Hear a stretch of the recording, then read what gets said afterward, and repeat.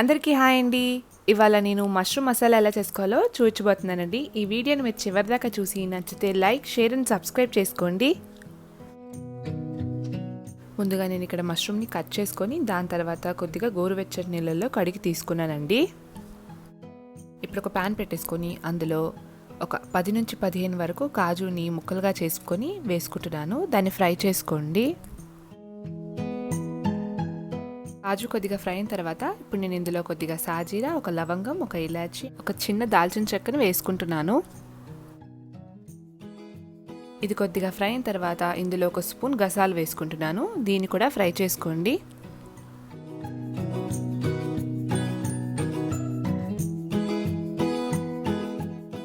అన్నీ ఫ్రై అయిన తర్వాత చల్లార్చుకోండి. చల్లారిన తర్వాత మిక్సీ జార్లో వేసుకున్నాను.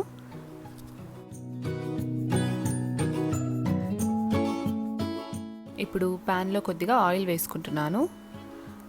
ఆయిల్ హీట్ అయిన తర్వాత అందులో ఒక 2 ఆనియన్స్ని చిన్నగా కట్ చేసి పెట్టుకుని వేసుకుంటున్నాను. దీన్ని ఫ్రై చేసుకోండి.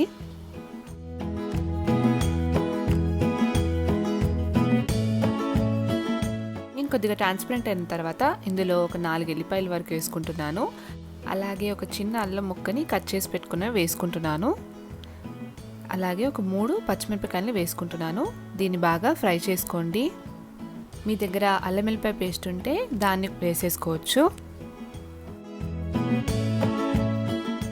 ఇప్పుడు ఇందులో ఒక 2 టమాటాలని చిన్నగా కట్ చేసి పెట్టుకుని వేసుకుంటున్నాను. దీన్ని బాగా ఫ్రై చేసుకోండి.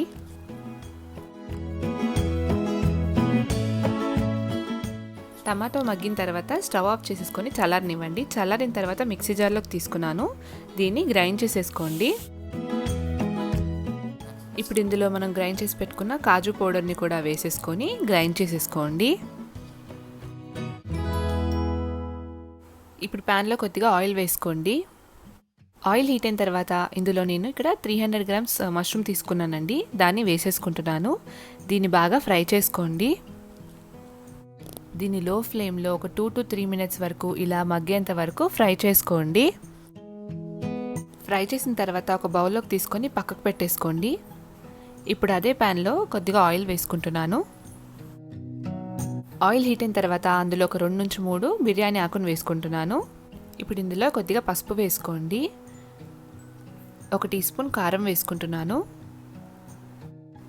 ఒక 1/2 టీ స్పూన్ ధనియాల పొడి వేసుకుంటున్నాను. అలాగే ఒక 1/2 టీ స్పూన్ జీలకర్ర పొడి వేసుకుంటున్నాను. దీన్ని బాగా మిక్స్ చేసుకోండి.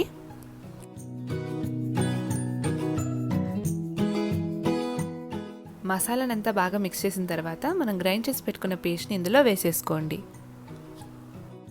దీన్ని కూడా బాగా మిక్స్ చేసేసుకోండి.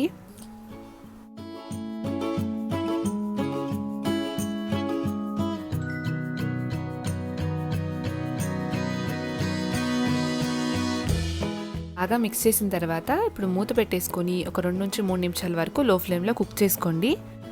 ఒక 2 నిమిషాల తర్వాత మూత తెరుచుకొని చూసుకున్నారంటే ఆయిల్ అంతా బయటకు వస్తుంది. ఒకసారి బాగా మిక్స్ చేసుకొని కొద్దిగా వాటర్ యాడ్ చేసుకుంటూ బాగా కలిపేసుకోండి. మీకు గ్రేవీ కన్సిస్టెన్సీ ఎలా కావాలో దాన్ని చూసుకుంటూ వాటర్ వేసుకోండి. ఇప్పుడు మనం ఫ్రై చేసి పెట్టుకున్న మష్రూమ్ పీసెస్ని వేసేసుకోండి.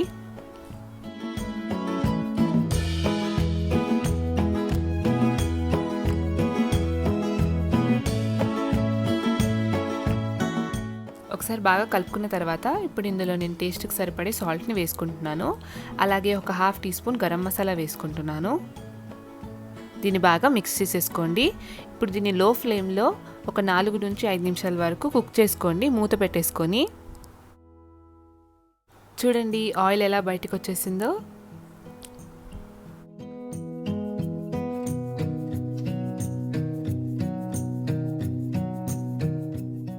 లాస్ట్లో కొద్దిగా కసూరి మేతిని వేసేసుకొని ఒకసారి బాగా మిక్స్ చేసుకొని స్టవ్ ఆఫ్ చేసేసుకోండి. అంతే అండి, ఎంతో టేస్టీ మష్రూమ్ మసాలా రెడీ అయిపోయిందండి.